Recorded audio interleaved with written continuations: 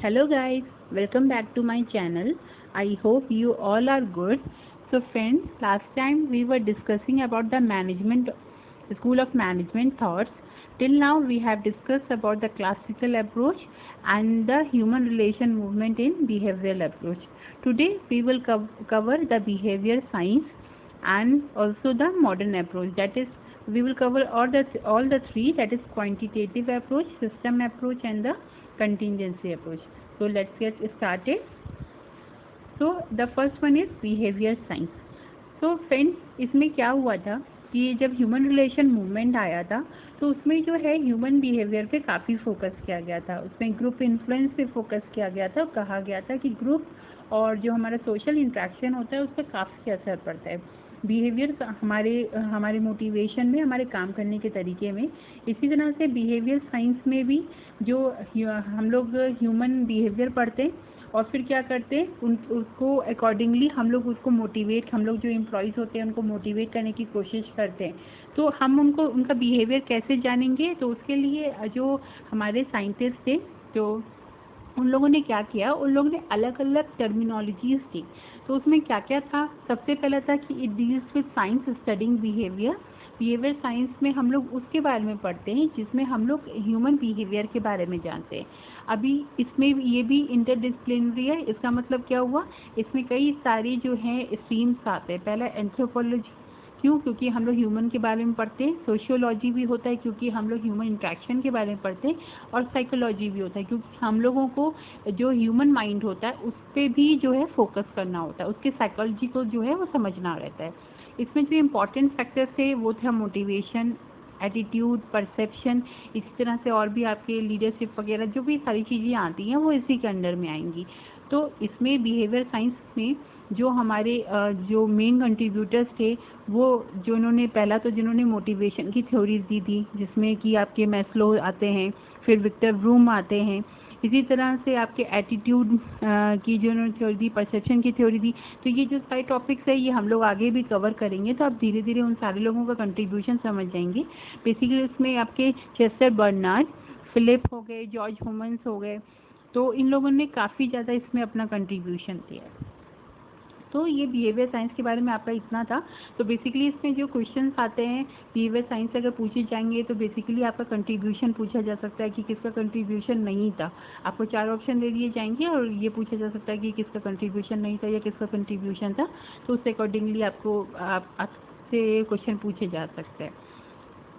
फिर हमारा जो आता है मॉडर्न अप्रोच में हम लोग सबसे पहले पढ़ते हैं क्वांटिटेटिव अप्रोच। अभी तक तो जो हम लोगों ने पढ़ा, जो हमारा ट्रेडिशनल थ्योरी था और वो था बेसिकली स्किल्स पे ज़्यादा फोकस किया, उन्होंने साइंस पे ज़्यादा फोकस किया कि जो स्किल्स है उसके अकॉर्डिंगली हम लोग को काम को डिवाइड करना है। फिर बिहेवियरल अप्रोच में हम लोग ने फोकस किया ह्यूमन बिहेवियर पे और उसमें ये था कि हम लोगों को ह्यूमन बिहेवियर पे ध्यान देना है, उनके मोटिवेशन पे, उनके परसेप्शन पे ध्यान देना है।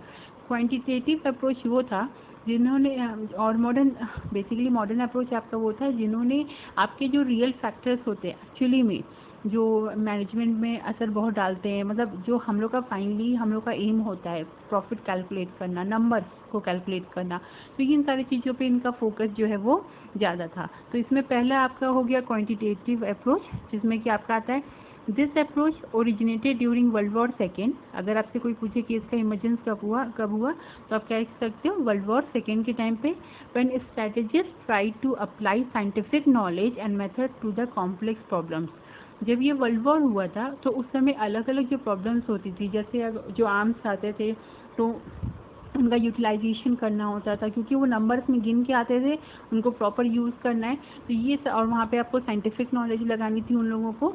तो उसी समय ये क्वांटिटेटिव अप्रोच जो है इसका इमर्जेंस हुआ क्योंकि उस टाइम पे मैनेजमेंट हर जगह होता है, तो जब वॉर हो रहा है तो वहाँ पे भी मैनेजमेंट करना है, तो वहाँ पे क्वांटिटेटिव जो है फैक्ट पे ज़्यादा ध्यान देना था। तो वहीं से ये आपका अप्रोच आया। फिर इसमें George Dantzig developed linear programming, उन्होंने लीनियर प्रोग्रामिंग का मेथड जो डेवलप किया and algebraic method to determine the optimum allocation of scarce resources. तो अभी जो आपके रिसोर्स होते हैं वो हमेशा लिमिटेड होते हैं। तो आपको क्या करना है, इसमें जो जॉर्ज डेंटिजिक थे उन्होंने क्या किया, उन्होंने लीनियर प्रोग्रामिंग मेथड यूज़ किया। तो उससे क्या हुआ, उन्होंने ऑप्टिमम एलोकेशन किया स्कार्स रिसोर्सेज का, यानी जो हमारे पास रिसोर्स कम है उनका ऑप्टिमम यूज़ करना। ऑप्टिमम यूज़ करने का मतलब क्या है कि हमारी लागत कम हो, हम लोग जो इनपुट है वो एक प्रॉपर इनपुट लगाए, कम इनपुट लगाए और हम लोग को ज़्यादा से ज़्यादा गेन जो है हो सके। यानी कि हम लोग इनपुट जितना लगा रहे उससे कई ज़्यादा हम लोग प्रोडक्शन एक्चुअली में कर सके बिना क्वालिटी को ख़राब किए हुए। तो जॉर्ज डेंटिजिक ने इसके लिए क्या किया, उन्होंने लीनियर प्रोग्रामिंग का मेथड जो दिया। फिर इसी तरह से W. एडवर्ड डेमिंग, जिन्होंने दिया ट्रेमेंडस influence in shaping modern ideas about improving productivity and the quality. अभी आगे आप पढ़ोगे, जो हमारे एडवर्ड डेमिंग है उनका काफ़ी जो है कंट्रीब्यूशन है मैनेजमेंट में। उन्होंने एक टर्म दिया टोटल क्वालिटी मैनेजमेंट। तो टोटल क्वालिटी मैनेजमेंट की वजह से ही काफ़ी ज़्यादा जो है वो डिफरेंस आया प्रोडक्टिविटी में और क्वालिटी में, क्योंकि उनका क्या फोकस था कि क्वालिटी को हमेशा इम्प्रूव करना है, हमेशा हम लोगों को फोकस करना है कि जो हमारा प्रोसेस हो रहा है वो प्रॉपर हो। अगर हम लोग का प्रोसेस प्रॉपर होगा, हम लोग हमेशा से क्वालिटी पे ध्यान रखेंगे, तो अल्टीमेटली हम लोग का नुकसान कम होगा, प्रोडक्टिविटी ज़्यादा होगी और क्वालिटी भी हमेशा हमारे प्रोडक्ट्स की, हमारी सर्विसेज की जो क्वालिटीज़ है वो अच्छी रहेगी। तो इसका जो फोकस था वो W.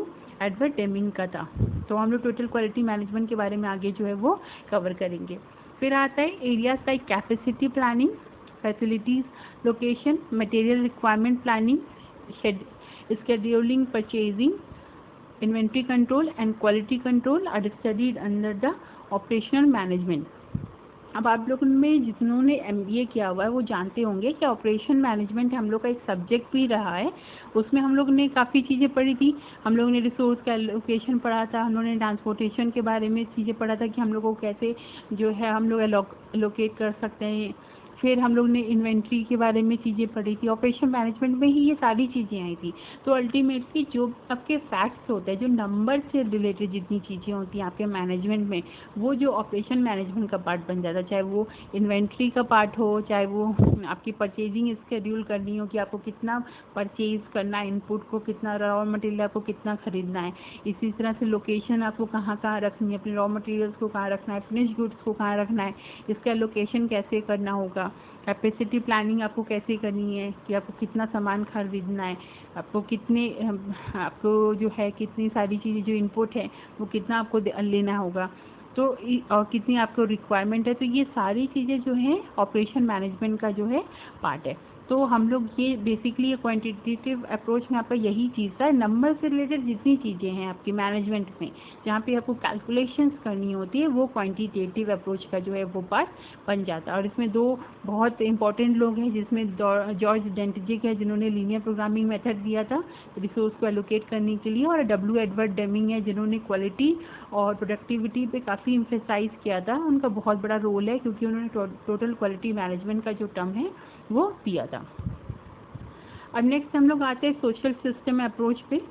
सोशल सिस्टम अप्रोच क्या है कि system is a set of interdependent parts like task, structure, people and technology which together forms a unitary whole that performs functions. अब सिस्टम का क्या मतलब हुआ, उसमें कई सारे पार्ट्स होते हैं जो एक दूसरे के साथ इंटरलिंक्ड होते हैं, जुड़े हुए होते हैं, जिसमें आपका टास्क हो गया, स्ट्रक्चर हो गया, लोग हो गए, टेक्नोलॉजीज हो गई। और फिर ये क्या करते हैं, ये एकजुट होकर काम करते हैं ताकि आपको जो है अपना मनचाहा जो आप चाहते हो, जो आउटपुट आपने तय किया है, जो आपने गोल तय किया है, आप उसको अचीव कर सको। तो इनके हिसाब से क्या था कि जो मैनेजमेंट है, मतलब आप मैनेजमेंट करते हो, मैनेजमेंट भी एक सिस्टम है। वहाँ पे आपको सबको साथ में लेके चलना, सारे जो इनपुट्स हैं आपके, उनके बीच में इंटीग्रेशन आपको रखना है, उनको एक सिस्टम की तरह आप काम कराओगे। और फिर क्या करोगे, उसमें उसकी इंफॉर्मेशन को, उसके मटेरियल को, लोगों की एनर्जी को यूज़ करोगे, और उसके बाद अल्टीमेटली जो आपको प्रोडक्ट और सर्विसेज चाहिए वो चीज़ें आपको मिल जाएंगी। देखिए आप ये डायग्राम देख सकते हो, इसमें भी है इनपुट आपका यहाँ पे है, जैसे कंप्यूटर में होता है हम लोग डेटा डालते हैं, तो इनपुट लाइक इन्फॉर्मेशन, मटेरियल और एनर्जी हम लोग लगा रहे हैं, या ह्यूमन एनर्जी हम लोग लगा रहे हैं। फिर यहाँ पे ये सिस्टम में जाता है, सिस्टम में जाने के बाद हम लोग को आउटपुट मिलता है। तो आउटपुट क्या हो सकता है, आपकी प्रोडक्ट हो सकती है, सर्विसेज हो सकती है। तो आपका जो मैनेजमेंट है, मैनेजमेंट भी एक सोशल सिस्टम अप्रोच है, मतलब एक सिस्टम है। फिर इट कैन बी ओपन और close, system depending upon its interaction with the environment. अब देखो ये डिपेंड करता है कि environment से हमारा कैसा रिलेशन है, कैसा इंट्रैक्शन है. अगर हम लोग बहुत ओपन है तो हम लोग मतलब बहुत ज़्यादा इंट्रैक्टिव है, हम लोग अपनी बाहरी दुनिया से इंट्रैक्शन कर रहे हैं, तो हम लोग जो है ओपन सिस्टम है. ठीक है, हम लोग का कोई लिमिटेशन नहीं है, हम लोग खुले हुए हैं, हम लोग दूसरों के आइडियाज़ को, इनोवेशंस को एक्सेप्ट करते हैं. और क्लोज सिस्टम क्या, हम लोग जो अपने आसपास के एनवायरनमेंट है उससे ज़्यादा इंटरेक्ट नहीं कर रहे. हम लोग जो है बहुत इनोवेटिव नहीं है, हम लोग आसपास की चीज़ों को बहुत ज़्यादा एक्सेप्ट नहीं कर पाते इजीली. तो जो ट्रेडिशनल तरीका था, ट्रेडिशनल ऑर्गेनाइजेशन होते थे, वो हमेशा क्या होते थे, बंद होते थे. मतलब वो बाहर की दुनिया से जल्दी से चीज़ें एक्सेप्ट नहीं करते थे. तो कहीं ना कहीं इसके लिए हम लोग की हर चीज़ें बहुत लिमिटेड थी, ऑर्गेनाइजेशंस लिमिटेड थे. फिर धीरे धीरे जब चेंज हो गया, मॉडर्न ऑर्गेनाइजेशन आ गई, तो they are considered to be open system. वो लोग ओपन थे, तो बाहर की दुनिया में जो भी चेंजेस आते थे, जो भी टेक्नोलॉजी चेंज हो रही है, तो ये सारी चीज़ों को बहुत ईजिली वो एक्सेप्ट कर पाते थे. मतलब ईजिली नहीं कहेंगे, लेकिन तब भी ट्रेडिशनल ऑर्गेनाइजेशन के मुकाबले अगर बोला जाए तो लोग ईजिली एक्सेप्ट कर पाते थे. और यही कारण है कि कहीं ना कहीं आज हमारी जो टेक्नोलॉजीज़ हैं और इंडस्ट्रीज़ हैं, ऑर्गेनाइजेशंस हैं, ये काफ़ी डेवलप्ड हैं. फिर आपका आता है the function of management is to be the linking pin among the various subsystem and facilitate the flow of communication. अब जो है मैनेजमेंट का क्या काम है, मैनेजमेंट का काम क्या है कि वो लिंकिंग पिन का मतलब एक जोड़ का काम करे किसके बीच में, जो अलग अलग आपके सब सिस्टम है, और एक कम्युनिकेशन जो है उनके बीच में फ्लो करे. अब सब सिस्टम क्या मान सकते हैं मैनेजमेंट का, जैसे आपका एक इन्वेंट्री का पार्ट हो गया, एक आपका HR डिपार्टमेंट हो जाता है, फिर एक आपका जो है मार्केटिंग डिपार्टमेंट हो जाता है. तो इस तरह के जो आपके अलग अलग सब सिस्टम है उनके बीच में मैनेजमेंट क्या करता है, एक जोड़ का काम करता है. और उसी के बीच में, उसी जोड़ में, उसी पिन में, लिंकिंग पिन में एक जो है कम्युनिकेशन फ्लो करता है. बिकॉज कम्युनिकेशन होगा तभी कोऑर्डिनेशन होगा, तभी एक दूसरे से जुड़े रहेंगे, और जुड़े रहेंगे तो काम उतना ही अच्छा होगा और एफिशिएंटली होगा. तो अल्टीमेटली सोशल सिस्टम का आपका यही था कि इसमें क्या है कि सारे पार्ट्स एक दूसरे से इंटरडिपेंडेंट हैं, एक दूसरे पर डिपेंड करते हैं. इसी तरह से किसी भी ऑर्गेनाइजेशन के पार्ट एक दूसरे के ऊपर डिपेंड करते हैं, और अल्टीमेटली वो लोग एक साथ मिल करके जो भी हमारा अल्टीमेट हम लोग का ऑब्जेक्टिव होता है, हम लोगों का गोल होता है, हम लोग उसको अचीव कर पाते हैं. तो मॉडर्न अप्रोच में आपके ये दो हो गए. पहला आपका हो गया क्वांटिटेटिव अप्रोच, और दूसरा जो हो गया आपका सोशल सिस्टम अप्रोच. अब इसमें लास्ट आता है कंटिंजेंसी अप्रोच. कंटिंजेंसी का मतलब क्या हो गया, यहाँ पे हम लोग ऑलरेडी बात करें, जब भी कंटिंजेंसी की बात आती है तो यानी कि यहाँ पे एक डिपेंडेंट फैक्टर आपका फैक्टर होगा और एक इंडिपेंडेंट फैक्टर होगा.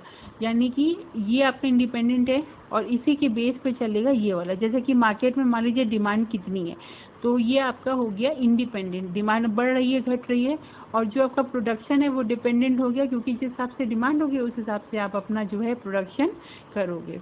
तो कंटीजेंसी अप्रोच में यही है कि मैनेजमेंट जो है हमेशा एक फैक्टर पे डिपेंड करता है. There is no single best method of doing things under all conditions. यानी एक काम को करने का कोई एक सिंगल तरीका नहीं है. हम लोगों को क्या होता है, हम लोग को सिचुएशन के हिसाब से, ज़रूरत के हिसाब से जो है अपना डिसीजन लेना होता है और मैनेजमेंट जो है वो करना होता है. The task of the manager is to identify which technique will best suit the situation and help in attaining the management goal. अब मैनेजर का क्या काम होता है कि वो आइडेंटिफाई करता है कि कौन सी जो टेक्निक है वो बेस्ट सूट करेगी सिचुएशन को. यानी जो आपको उस समय जो ज़रूरत है, सिचुएशन की जो ज़रूरत है, आप वो चीज़ करोगे और मैनेजमेंट जो गोल है उसको अटेन करने में हेल्प करोगे. तो ये किसका काम होता है, ये मैनेजर का काम होता है. क्योंकि कई बार हम लोग देखते हैं कि मान लीजिए हम लोगों से कोई प्रोडक्शन हुआ, हम लोग ने कोई नया प्रोडक्ट लॉन्च किया और उस समय हम लोग उसको मार्केट में जा रहे हैं, लेकिन मार्केट में डिमांड नहीं आ रही. तो आपको सिचुएशन देखना है. आप ये सोच रहे हो कि हो सकता है आपके प्रोडक्ट में कोई कमी है या कोई प्रॉब्लम है, या आप ये सोच रहे हो कि हमारे कॉम्पिटिटर ज़्यादा स्ट्रॉन्ग है, लेकिन अल्टीमेटली आपका रीज़न कुछ और हो सकता है कि उस सामान का उस समय सीज़न ही ना हो, या उस सामान की उस समय कोई इंपॉर्टेंस ना हो, ज़रूरत ना हो. तो आपके रीज़न्स अलग हो सकते हैं. तो आपको सिचुएशन के अकॉर्डिंगली ही बिहेव करना है, आपको उसी अकॉर्डिंगली अपना डिसीजन जो है लेना है. तो यहाँ पे कंटीजेंसी अप्रोच हुआ, यानी आप एक फैक्टर पर डिपेंड कर रहे हो, जो वो फैक्टर को सिचुएशन जैसी होगी उसके हिसाब से आप डिसीजन लोगे. फिर manager needs to employ a sort of situational sensitivity and practical selectivity. तो आपको क्या करना है, मैनेजर को क्या एम्प्लॉय करना है, सिचुएशनल सेंसिटिविटी जो एम्प्लॉय करनी है, प्रैक्टिकल सेलेक्टिविटी, यानी कि पहले वो सिचुएशन को समझे, उसको सेंस करे और उसके बाद जो एक प्रैक्टिकल सॉल्यूशन जो है वो ले। तो प्रैक्टिकल सॉल्यूशन ऐसा, मतलब सॉल्यूशन ऐसा होना चाहिए कि आपको उस समय जो है वो कोई ऐसा हम लोग खास नुकसान हम लोग को ना हो, और जो है बेनिफिट हम लोग उसका उठा पाएँ, या हम लोग को हमारा जो डिसीज़न है वो गलत ना पड़े। तो बेसिकली कंटीजेंसी अप्रोच जो है आपका यही चीज़ हुआ मैनेजमेंट का, कि वहाँ पे आपको एक बेस्ट तरीका ढूंढना है सिचुएशन के हिसाब से। कोई एक सिंगल तरीका नहीं होता, हर सिचुएशन के हिसाब से एक सिंगल तरीका आप नहीं यूज़ कर सकते। हर सिचुएशन के हिसाब से आपको एक पर्टिकुलर डिसीज़न लेना होगा, आपको वहाँ पे उसके हिसाब से ही आप एक डिसीज़न लेके आगे काम कर सकते हो। तो ये आपका टोटल हो गया, ये आपका मॉडर्न अप्रोच आज फाइनली जो है आपने फिनिश कर लिया। तो approaches of school of management आपका ओवर हो चुका है, जिसमें क्लासिकल अप्रोच, बिहेवियरल अप्रोच और मॉडर्न अप्रोच है। तो मैं आपको ये पहले भी बता चुकी हूँ और आज भी बता रही हूँ कि एग्ज़ाम पॉइंट ऑफ व्यू से जो है ये बहुत इंपॉर्टेंट क्वेश्चन है। तो you have to keep it in mind कि आप इन तीनों को अच्छे से पढ़ के जाओ, और जो भी इसमें आपके साइंटिस्ट हैं आप उन साइंटिस्ट के नाम याद रखोगे, आपको बाय हार्ट होने चाहिए, आपको कौन सा अप्रोच किसने दिया।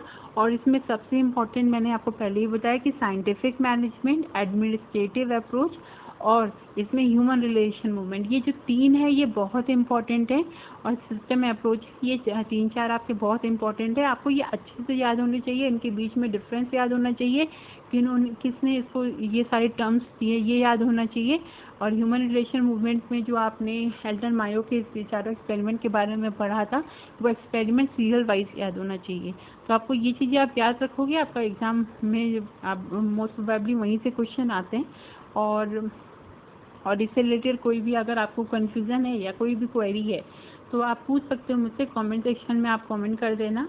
और अगर आपको ये वीडियो से जो मेरा वीडियो सेशन अच्छा लगा तो please hit the like button and subscribe my channel for the upcoming topic. Thank you so much guys. Bye bye. Take care.